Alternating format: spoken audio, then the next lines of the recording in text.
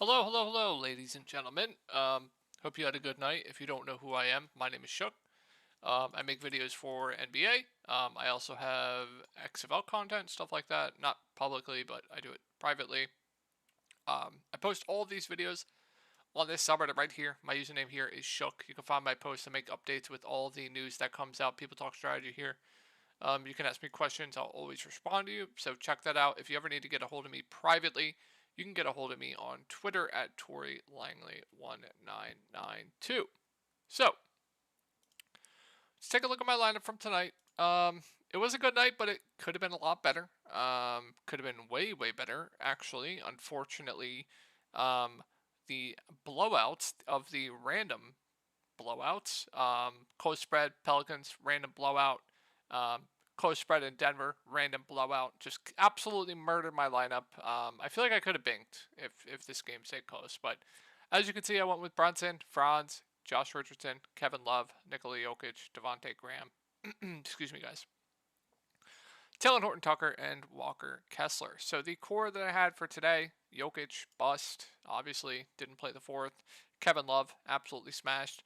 Devontae Graham, he was just fine. And Taylor Horton Tucker, just fine, overvalued. So 3 out of 4 in the core. Had some good days in Discord, but the Jokic, Denver just not playing, just absolutely killed it. And the thing is, like, I really wanted to play Joel Embiid, and I didn't, and I'm kind of kicking myself a lot for that, and not going to get over it, because if I played Joel Embiid, it could have been just an absolute smash night. So really unfortunate there, but it was a good night. Nothing can change that. I'll take a good night over anything, pretty much any day of the week, so hope you guys had a good night tonight, and we have a decent slate for tomorrow. By the way, if Discord is something you're interested in, I'll have a link to that down below where I have in-depth content going over each slate. Player pools for cash, GPPs, cores of fours for cash, GPPs, stuff like that. So definitely do check that out if that's something you're interested in. So I'm going to make this video quick. I got the vaccine and I am not feeling good at all. My head is absolutely freaking pounding. So I'm going to make this video really quick. I wanted to get a video out because I didn't have a video last night because I was just absolutely shocked at what happened last night with the slate. So yeah, I'm going to make this quick. My head is absolutely pounding every time I talk. It just hurts. So no tilting, none of that today. We're just going to do this, get it over with, get a video out to you guys, and hopefully I'll be feeling a little bit better tomorrow. So also, want to show you guys, apparently I don't win in NBA DFS, but tax returns right there. Tax returns. So yeah, if you make content for NBA, I feel like you should have to show your tax returns. That should be a requirement, in my opinion. Should be a requirement. But all right, let's go over the slate.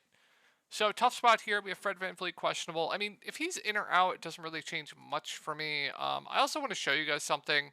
With Fred VanVleet off the court, Scotty Barnes is just really bad. His usage rate goes way down. He has like a 15% usage rate with Fred VanVleet off the court. So even starting at the point. So I don't know what's going on with Scotty with Fred off the court. It just absolutely makes no sense, but I'm not touching that guy with the 10-foot pole if Fred VanVleet's out. So in a tough spot, this team's kind of just to stay away from me outside like Siakam and Pirtle. Siakam gets the biggest boost with Fred VanVleet out. He has over a 30% usage rate with no Fred VanVleet. So him, Pirtle would be the two standouts for me on this team. They're not smash plays by any mean, but they are fine GPP plays. I just really don't like this game environment. So Siakam, a fine tournament play. Fred, if he plays, I think is overpriced. Scotty is overpriced. Jakob Poeltl, I do like against a bigger front court up in Cleveland. I think they're going to have to play him a little bit more here, especially if Fred VanVleet's out. Just make sure he starts. So I think he could play pretty big minutes here. And as long as he stays out of foul trouble, I think he is a okay play. Gary Trent, you guys know the drill. He'll play big minutes, but he is very reliant on scoring. Has a ceiling. Cleveland, I believe, doesn't give up a bunch of three-point shots, so this is not the matchup I would target him. Someone correct me if I am wrong there.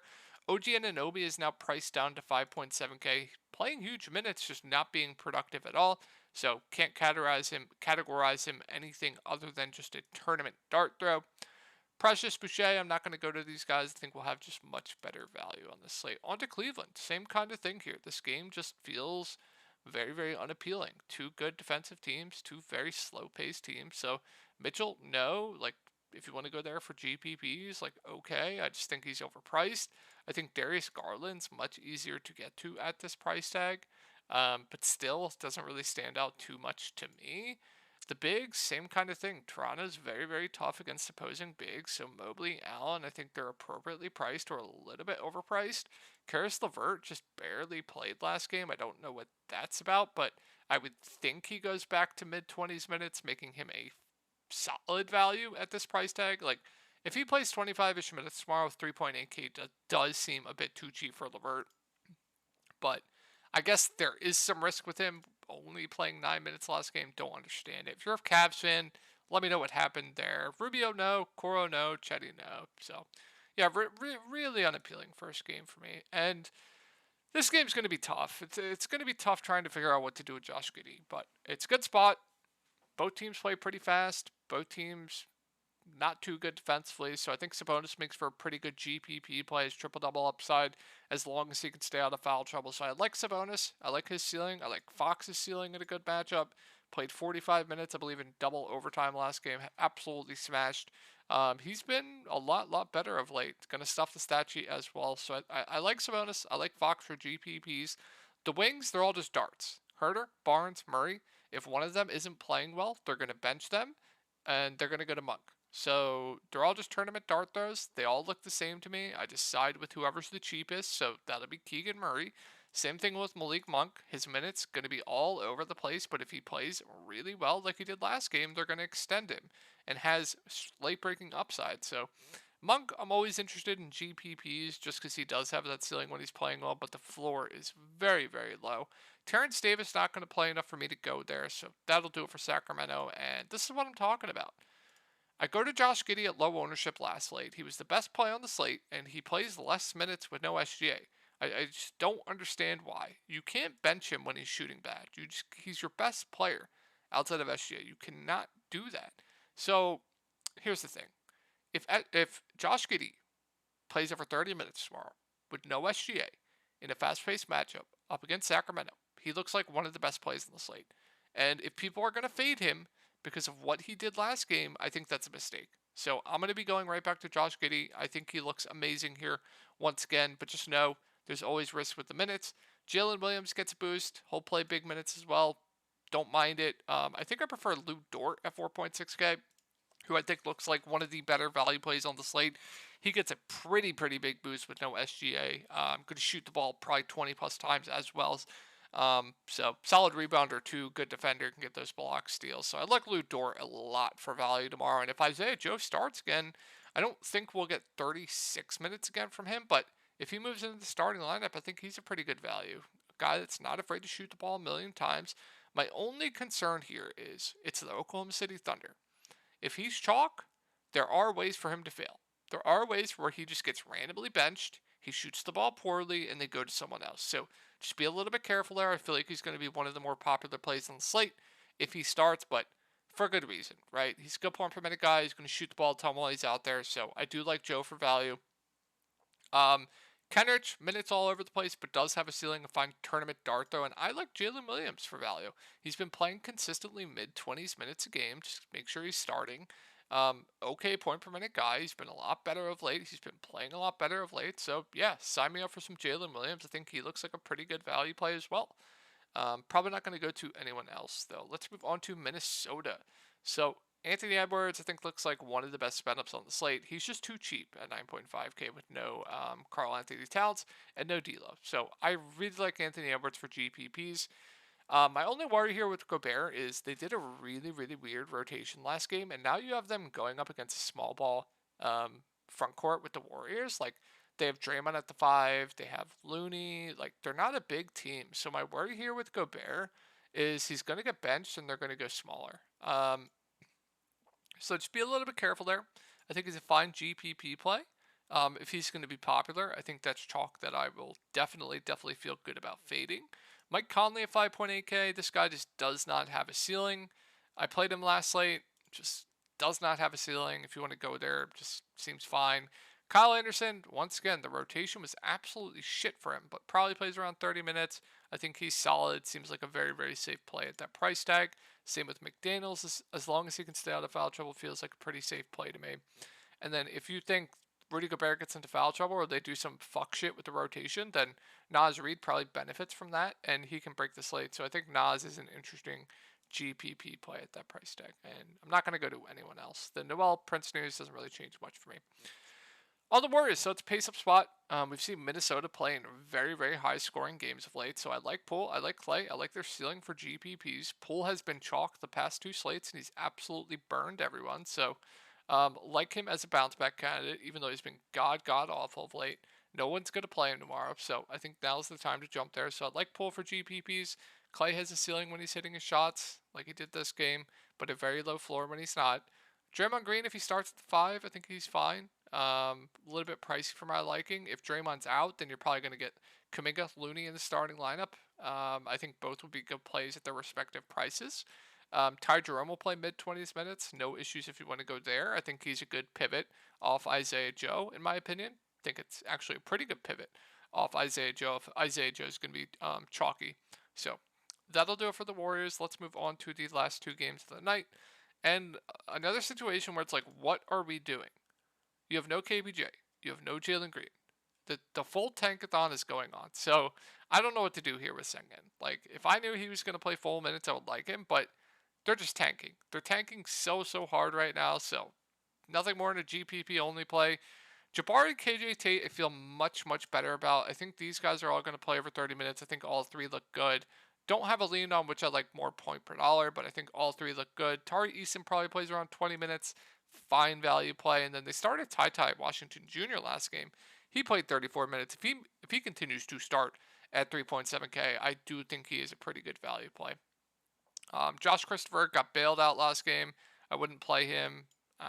So mainly looking to Ty, and then the wings, Jabari, KJ Tate, Ty, and then Sengun's like a fine sprinkle in tournaments. We have Dame back, so I have in a phenomenal matchup. I think Dame looks really good.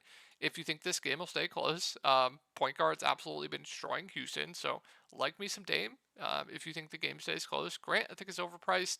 We'll monitor the starting lineup here. Drew Eubanks, Watford, they'll split the center minutes. They're both fine values, but we'll see what they do with the starting lineup. So if Cam Reddish starts, I think he's a pretty good value play as well. Decent point per minute guy. I would expect over 30 minutes. So I do like me some Reddish if he stays in the starting lineup.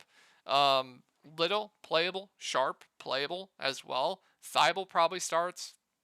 Super low usage, more out there for defense, but another playable option. But the real standouts here are going to be Dame and Cam Reddish for me, and Drew Eubanks playable option. Onto the clips. So not much here. Like I know, excuse me. I know all of the guys had good games because it went to double overtime, but man, this just seems like hell. Trusting Ty Lue as well in a bad matchup. So Kawhi Paul George's GPP plays. I think my favorite play, if he plays over 30 minutes again, is going to be Russell Westbrook at 7.1K. We saw a pretty big game. Obviously, it went to double overtime, but had the ball in his hands a lot. So distributing pretty well too. So I think Westbrook might be my favorite play from the Clippers outside of Mason Plumlee. So no Zubac here. I warned everyone last slate, and I actually had Mason Plumlee as a core play last slate. And I got off him because Kevon Looney opened up. And I warned everyone. I said Ty Lue likes to go smaller up against bigger teams. Obviously, Sacramento's not as big as Denver. Denver has Jokic. But I warned everyone. I thought Plumlee was a phenomenal play, but I said there was uncertainty with the rotation. That happened. They went small with Batum. I don't think they're going to be able to do that going up against Jokic. We'll see. But I would think Plumlee plays around 30 minutes tomorrow. 5.1K. It's just too cheap. So I think they'll have to go pretty big against Jokic. So I do like Plumlee quite a bit. The only concern there is foul trouble. Batum played a bunch, but they went to him at the 5. I don't think they're going to do that again. So not really too interested in anyone else. Let's move on to Denver. So Jokic, absolute Denver just didn't try tomorrow. I think they'll bounce back here. So no issues if you want to go to him. I think he looks great. Murray, a little bit pricey for me. If Gordon's out, can't Carl start. Playable value. Don't love it. KCP been on fire of late. No issue if you want to go there, but doesn't really stand out. MPJ is overpriced. Gordon himself would be overpriced. Just Denver, very unappealing outside of Jokic. So hope you guys had a great night tonight. We'll talk to you all tomorrow, hopefully. Hopefully my head stops absolutely pounding and I can get some good sleep. So hopefully this video helped you out. Discord link will be down below. I'll talk to you all tomorrow.